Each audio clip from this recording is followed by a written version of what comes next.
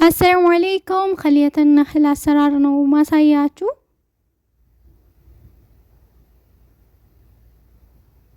የሚያስፈልገን እዚህ ጋር ጣሳ ያስፈልገናል።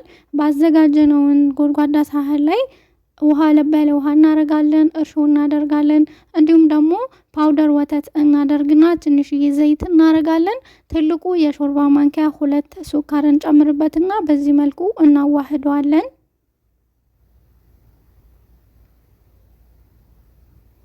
ከዛ ይበቃል ያላችሁ አክል ዱቄት ትጨምራላችሁ ማለት ነው።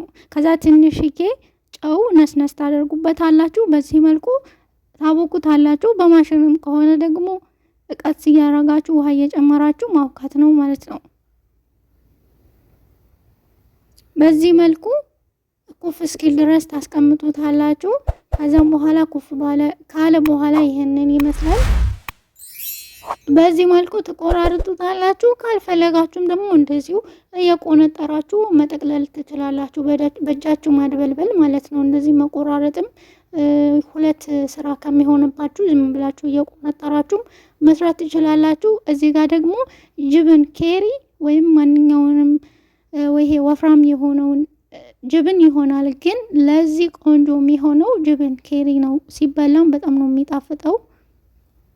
አያችሁት? እንደዚህ ታደርጉና መሃሉ ላይ ጅብን ኬሪ ታደርጉበትና ከዛ እንደዚህ ትጠቀልሉትና እንደዚህ በእጃችሁ ታድበለብሉታላችሁ ማለት ነው። እጃችሁ እንዳይዝባችሁ ከተቸገራችሁ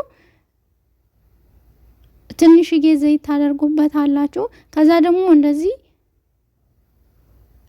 ወተት እንደዚህ ተቀቡታላችሁ ማለት ነው። ከፈለጋችሁ ደግሞ እንቁላል መታችሁ መቀባትም ትችላላችሁ።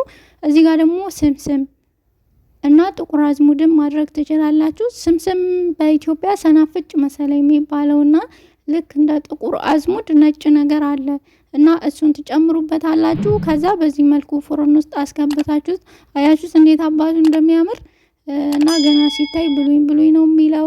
በዚህ መልኩ ሰርታችሁ ማቅረብ ትችላላችሁ። ለቻናሌ አዲስ የሆናችሁ ደግሞ ላይክ፣ ሰብስክራይብ ማድረጋችሁን አትርሱ።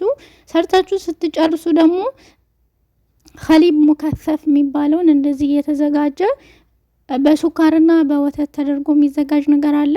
እሱንን እንደዚህ ከላይ ታፈሱበታላችሁ። ካልፈለጋችሁ እንደዚሁ መብላት ትችላላችሁ። ካልሆነም ደግሞ ሱካርና ትንሽዬ ጨው አድርጋችሁ ወፈር እስኪል ትክትክ ታደርጉና እንደዚህ አድርጋችሁ ታቀርቡታላችሁ ማለት ነው። የዛሬ ይዤላችሁ የመጣሁት ቪዲዮ ይህንን ይመስል ነበረ። ለቻናሉ አዲስ ከሆናችሁ ላይክ፣ ሰብስክራይብ ማድረግ አትርሱ።